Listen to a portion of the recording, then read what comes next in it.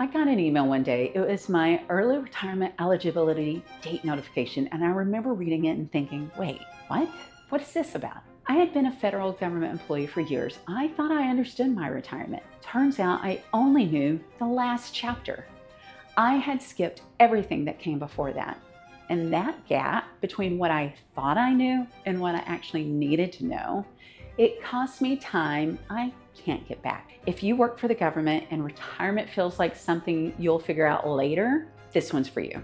Not from a financial advisor, not from an HR specialist, from someone who just lived it, made the decisions, missed the windows, and came out on the other side with some things I really wish I had known sooner. Today I'm sharing 5 things I genuinely regret about how I handled my government retirement planning, or didn't handle it, because the thing about what nobody tells you, the information exists, the resources exist, the government retirement system has actual great stuff for you to read, but it's not coming to find you. You have to go find it. And the earlier you go looking, the more choices you have.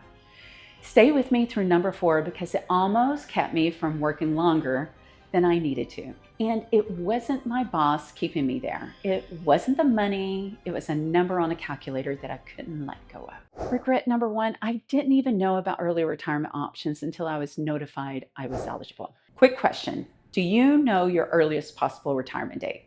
Not your full pension date, the day you can walk out the door, collect a pension, and actually be done. Do you know that date? Because I didn't. Not really. I mean, I'd seen the date. It was right there on my retirement calculator. I'd gotten an email about it at some point. I read it and kept moving because I didn't know what to do with it. I didn't understand what early retirement actually meant for me financially, what I'd receive, what I might give up, whether the trade-off made any sense for my life. So the date, it just sat there and I kept working.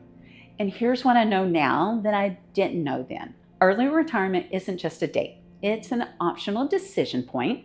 And to make the most out of a potential early retirement, you need to understand your options before the eligibility date, not the day the email lands. So here's what I want you to do. Go find your earliest retirement eligibility date this week, not someday, this week. And then spend a little time understanding what does that actually mean for you?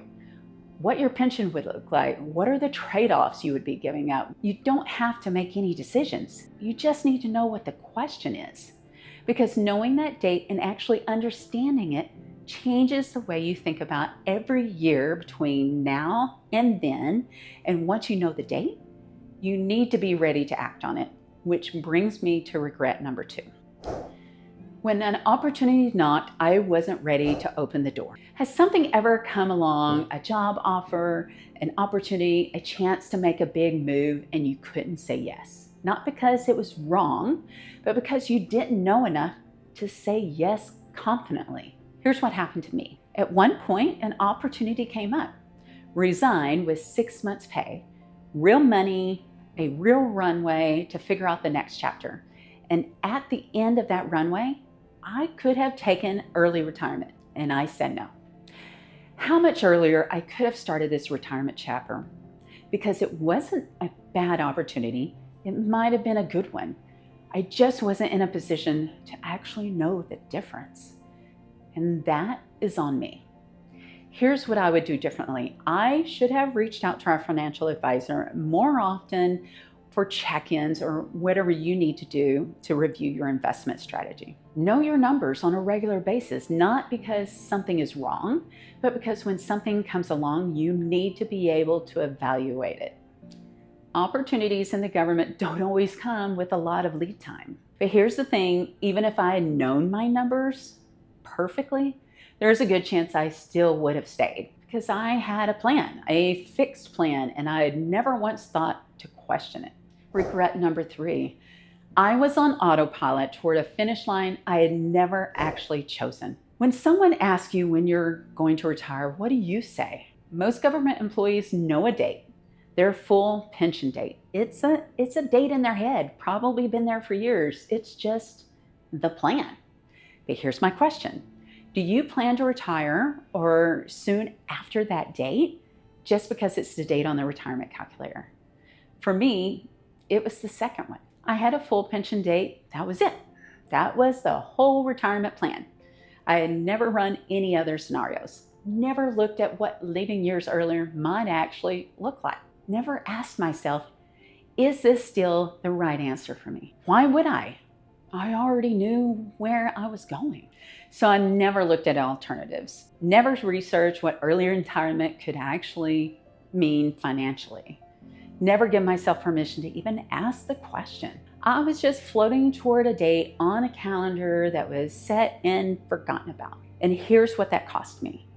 I didn't know what I didn't know. I wasn't choosing to wait. I was just defaulting to wait. There's a difference.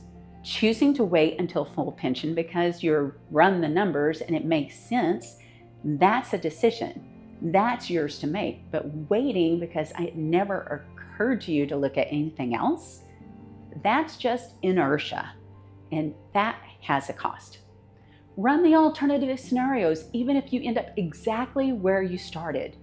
What would leaving 2 years earlier look like? 3 years, pull up the retirement calculator and actually play with the numbers instead of just staring at the final date. You might decide to stay the course, and that is great, but make a decision. Don't let it be a default. So I finally started running scenarios, different dates, different projections, and that's when I got into trouble because I got a little too attached to those numbers. And that brings me to my regret number 4. I was chasing a number that wasn't actually going to change my life. If you have access to a government retirement calculator, how much time have you spent running it? Running projections, tweaking the date, watching the number go up. I admit that was me. I spent so much time on that calculator, moving the retirement date by month, by 6 months, by year, watching the pension number climb, convinced that a bigger number meant more security, that it meant I had done it right. I was fixated, like genuinely could not let it go. And honestly, it took Steve and my financial advisor basically sitting me down and saying, Cindy, just stop. Steve would look at me and he'd say the same thing every time. You don't actually need that extra amount. You have an investment strategy. The pension is just one piece of that. You are about to trade real years of your life for a marginally bigger piece. And honestly, it was hard for me to comprehend that at the time, but I knew he was right. My investment strategy was already going to carry us.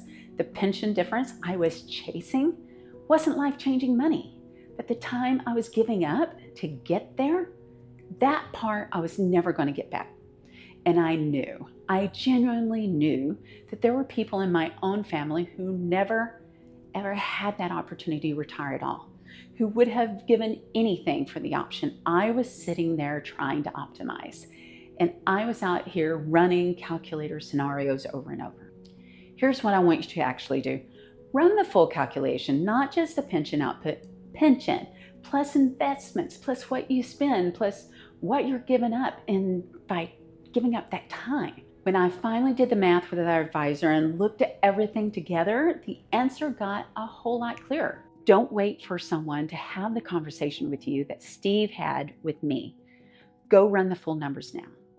And all of this, the calculator obsession, the missed opportunity, the autopilot, it all traces back to the same root cause, which is regret number 5. I knew the resources existed.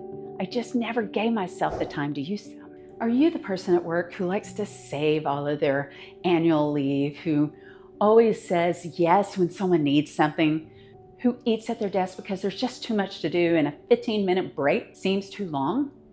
Who feels a little guilty stepping away when you're completely allowed to? Hi, I'm guilty of that. I can't tell you how many times I had Steve deliver food to my desk who I could just keep working through the lunch hour. My agency had retirement seminars, both recorded and live.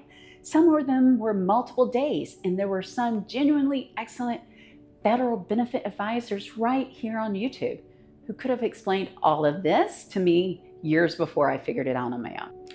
I knew those resources existed. I never used them because I was a workaholic. I gave that job 110% each and every single day. And spending 2 days on a retirement seminar felt indulgent. I just couldn't prioritize my time over work responsibilities. So I put it off and I put myself last, and I called that work ethic. Here's what I know now. Nobody at the job was going to retire me. That was mine to do. My employer got everything I gave them, and they were not tracking my retirement readiness in return. That was never their job. I had been so focused on what I owed my work that I forgot what I owed myself.